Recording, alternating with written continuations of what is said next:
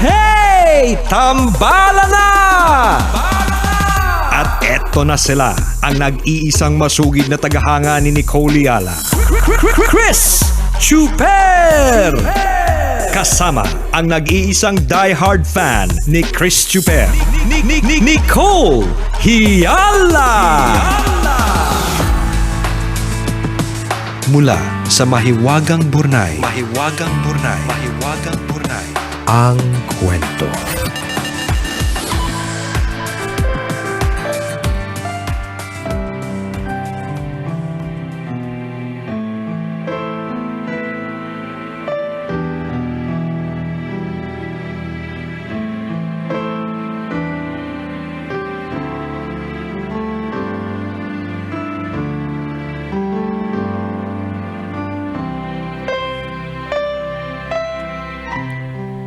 Dear Nicole and Chris, itago nyo na lang ako sa pangalang Hill, tambalanista since 2007. Sumulat ako para ibahagi ang aking love story. Dahil laking tambalan, malinaw sa akin na magkakarelasyon lang ako kapag may disenteng trabaho na. Bakit? Sabi ba namin yun? Wala nagsabi ng gano'n Huwag kang ganyan. Ang ibig niya sabihin siguro, magtapos muna ng pag-aaral. Yun naman yung lagi nating reminder. Okay. Yun siguro. Okay. Dagsa naman nga ang love interests after I landed on a decent job. O yun nga, tama. Kasi sinasabi natin, di ba, na aaral muna bago landi. Kasi syempre, paka-graduate mo, saka na landi here, there, and everywhere. Madami yan. Ayo, kami nagsabi yan. Kami. Okay. So, dagsa naman nga ang love interests after I landed on a decent job. May mga okay, pero hindi naman ako bet. Yung iba naman, ilang minuto ko palang kausap, parang ilang oras nang lumipas dahil hindi swak ang personalities namin. Searching for the right one ended when I met Sean one cold December evening. Aside sa pagiging cute, we both took BSE in math. Sean is from Bicol and in 2018, he worked sa isang hardware sa San Pablo, Laguna. I asked him if he wanted to meet kasi Christmas vacation ko naman. And he said yes. Kumain kami sa labas after his shift. Doon ko nakita kung gaano siya kakalog, kasimple, at ka-generous. Maayos siyang napalaki ng mga magulang niya. We met again the next day. Nanood kami ng fireworks. We spent the night sa isang maliit na kwarto. I was warm all over, kahit malamig doon. Pagbalik ko ng trabaho, hindi na siya nagre-reply sa mga messages ko. Yung pala, nakipagbalikan na sa ex niya. Itigil na daw namin kung ano ang meron kami. I consoled myself by thinking na bata pa naman kami at marami pang pwedeng magbago. I was certain sa nararamdaman ko sa kanya kahit hindi kami pwede. Kahit hindi ako sigurado sa patutunguhan, nag-decide akong maghintay. We were out of touch for months. Dahil regular ang pagsustalk ko sa kanya, napansin ko isang araw ang hugot sa mga post niya. Nagpapahiwatig na single na siya ulit. I asked him kung tama ang kutob ko. He said yes, pero mas mabuti daw na maging friends muna kami. Hindi na ako naging choosy. Happy na ako to be friends with him. Bumalik siya sa Bicol para mag-apply bilang isang public school teacher. Habang magkalayo for 2.5 years, we'd talk about our problems, our insecurities, mga hugot namin sa pagiging guro, and our lives in general. Nag-share din siya sa akin ng mga issue niya sa family niya. Nanghihiraman din kami ng lesson plan. We made a world inside the chat box kung saan pwede naming suportahan ang mga pangarap at passion ng isa't isa. Alam naman niya na hindi pa nawawala ang feelings ko sa kanya, pero masaya na ako sa turing niya na best friend from Manila. Binubuhos niya ang majority ng oras niya as a breadwinner, kaya masaya na ako nakikita siyang nag-e-enjoy sa buhay paminsan-minsan. Hindi tulad ng fairy tales, hindi masaya ang ending ng love story ko. One morning, nagulantang na lang ako sa post ng sister niya about his sudden death. Road accident. Durog na durog ako nun.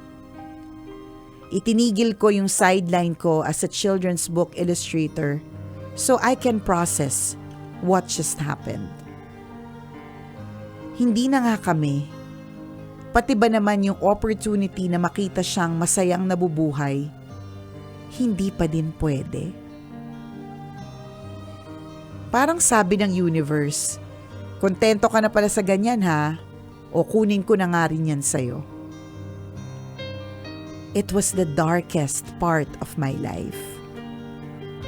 Nawalan ako ng gana sa lahat ng bagay. Ayokong lumabas, ayokong kumain. Ang na-accomplish ko lang, yung ipatattoo yung pangalan niya sa akin. What saved me from my grief are my friends and my new job as a public school teacher. In that experience, I learned that grief can be a cycle. Okay ako today, pero bukas, back to zero na naman. But as I went through that cycle ng paulit-ulit, I became stronger. Blueprint na siguro nating mga tao yun. Yung mas maging malakas after a struggle. Slowly, I'm going back to my old lifestyle and hobbies. And determinado ako to do what is set for me to accomplish sa buhay na to. I'll learn a lot and experience more sa mundo para kapag nagkita kami ulit ni Sean sa kabilang buhay, mahaba-habang chismisan ulit. Para kay Sean, kung may radyo man sa langit, chill ka lang dyan. Marami kang utang na kwento sa akin. Our stars did not align in this lifetime. Pero malay mo sa next life, tayo na ang para sa isa't isa. Hanggang dito na lang tambalan, sana po ay hindi kayo na-bore sa sulat ko. Ang inyong tambalanista, Jill. Yan. Ay.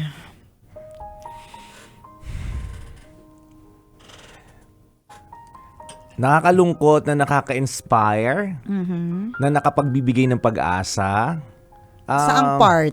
Na going, becoming stronger. Yes, Yan, that life must go on no matter what. Ganun talaga eh. Pero gets naman natin yung moment of grief. Gets naman talaga natin na yung moment na ayaw lumabas, ayaw kumain, lahat ng ice cream mapait, nakakairita yung araw, sikat na sikat siya, di ba? Parang ganon. Dadating talaga when you are in that moment of grief, talagang ramdam mo talaga lahat na parang walang happiness, everything is gray. 'Di ba? Walang shades of pink and red. Walang may ganun talaga, it happens eh. And katulad nga ng sabi ni partner, ang inspiring about this is that may katapusan naman yung may katapusan yung hindi man truly matapos, pero pagdadaanan mo, dadating yung moment that makaka-move forward ka din. Hindi man mabilis.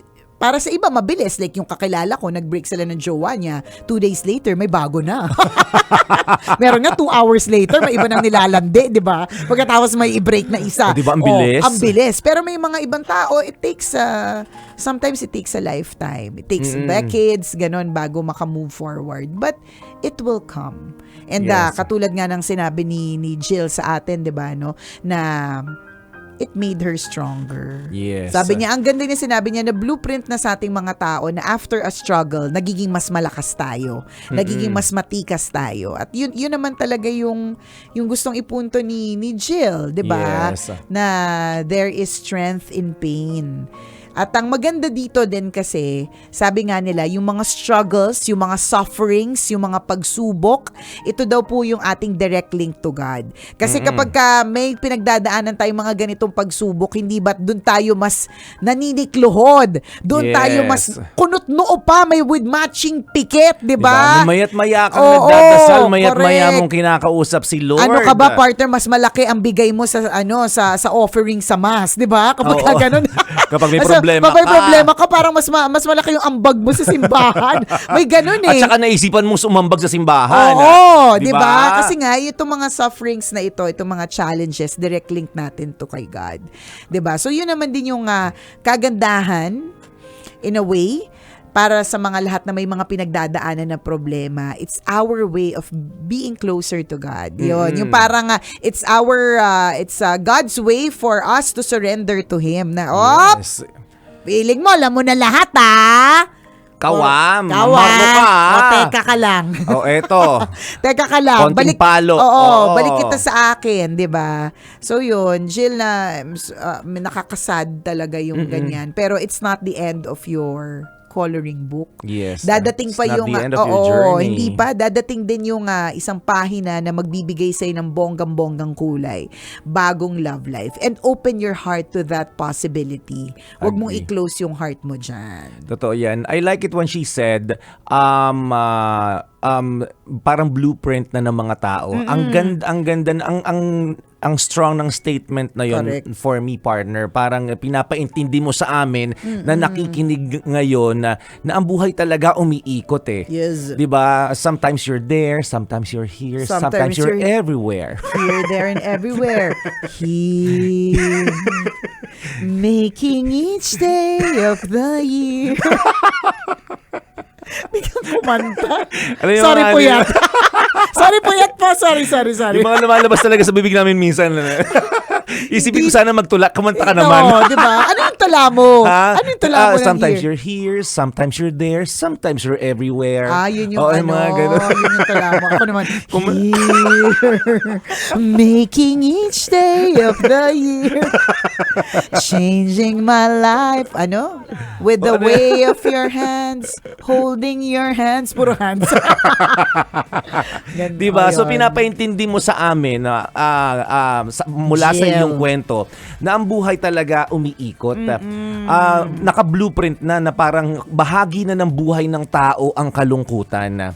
So ang ibig sabihin nito, ang mensaheng pinaparating sa amin, kung masaya ka ngayon, namnamin mo yan. Sagarin mo na yung kaligayahang yan. Kasi darating ulit yung time, it's recurring, na makakaramdam ka ulit ng kalungkutan. Naku, kung merong isang taong hindi nakakaramdam ng kalungkutan, ha? Ay, naku. Itumba na yan. Ikaw lang anak ng Diyos. Pagugulumin. Pagulungin na yan sa arena. Tapos, ibabad sa mantika, gawing tempura. Ikaw kung anong gusto mo, tempura ka, calamares ka for today.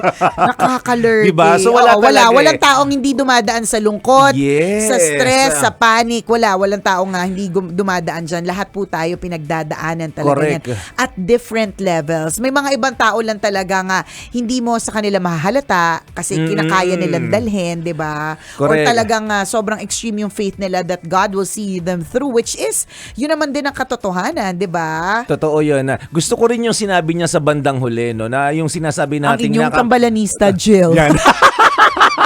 Yun yung huli. Napakaganda. Ang ganda kasi tambalanista. Ang lakas ng impact sa Correct. amin. Nakaka-touch. Grabe. Oh. Di ba yung sinabi niya na maaaring hindi sa buhay na ito, maybe in our The next life. Oo, doon magkita-kita na nakapagbibigay ng inspirasyon, nakapagbibigay ng hope. Meaning, 'di ba, takot tayo mamatay lahat eh.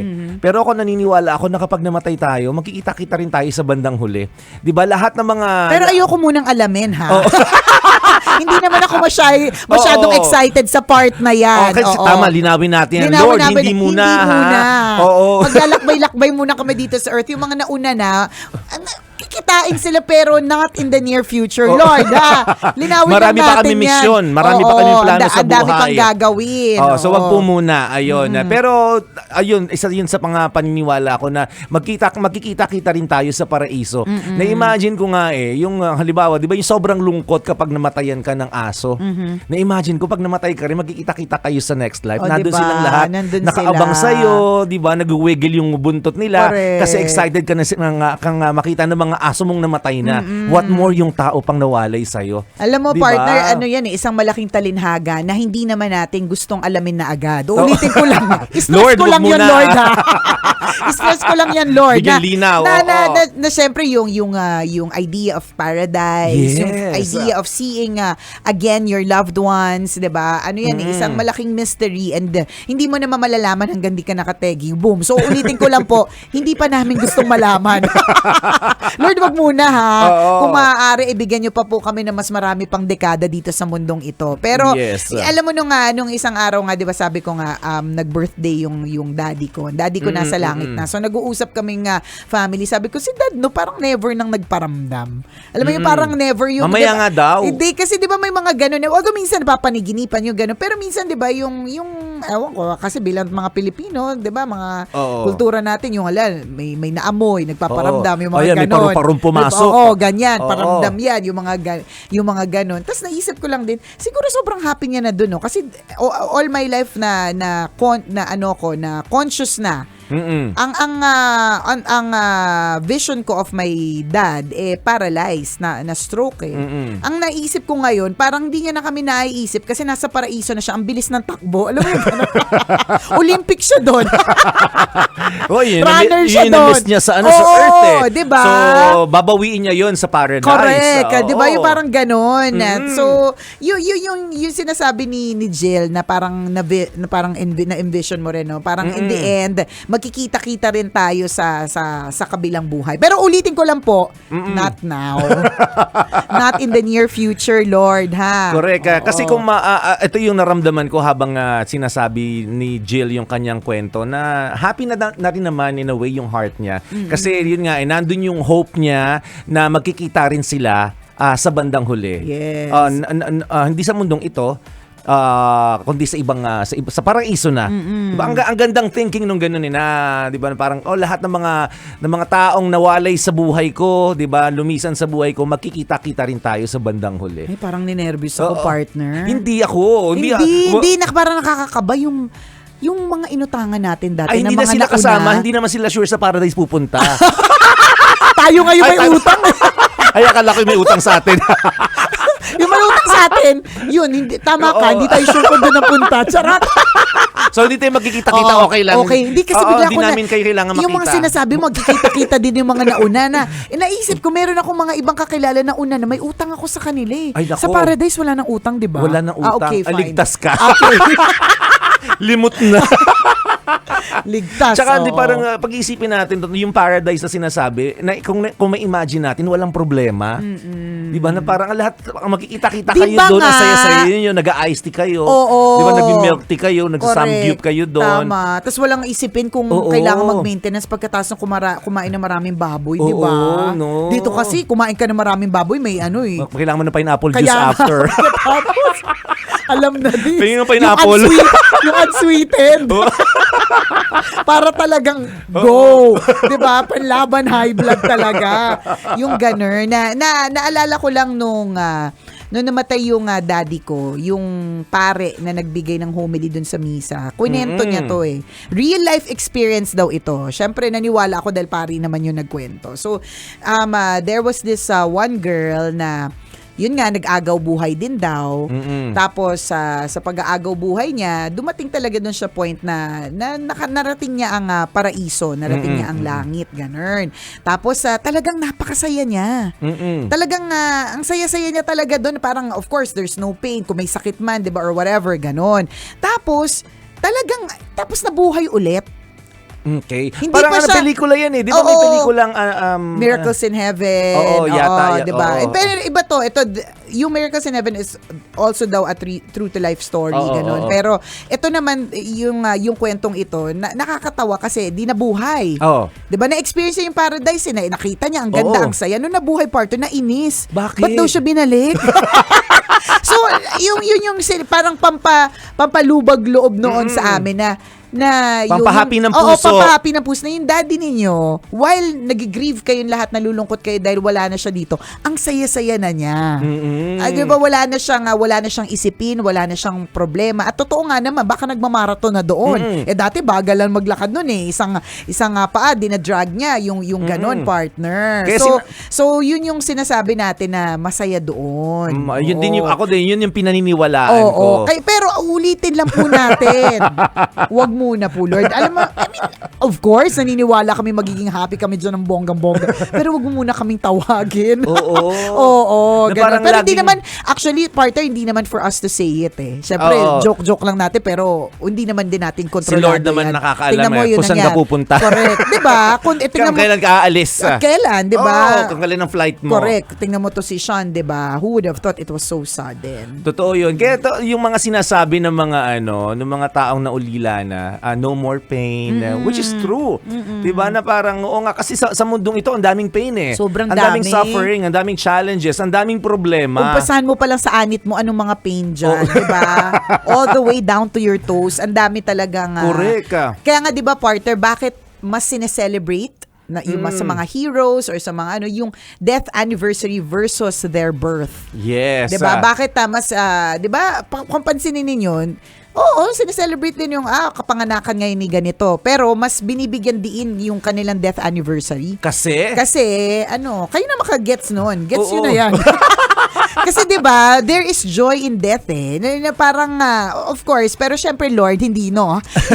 hindi pero ibig sabihin kasi nga Oo. wala nang pain eh. Wala Correct. nang problema, wala nang stress, yung ganun. they are in a better place better now. place. So Yes. parang sineselebrate yung time na they are in a better place. Correct. Diba? Pero Lord, ulitin lang po namin, okay lang muna kami dito sa Masaya place namin. Masaya pa rin naman sa earth. Oo, kahit na maraming problema. Kinakaya Kinakaya naman kasi we know we have a God who's backing us up, di ba? Yes. Ganun. Pero makikita-kita rin tayo sa bandang huli. Sa true. Pero ulitin natin, not hindi pa po, today, okay? Not soon. Yes.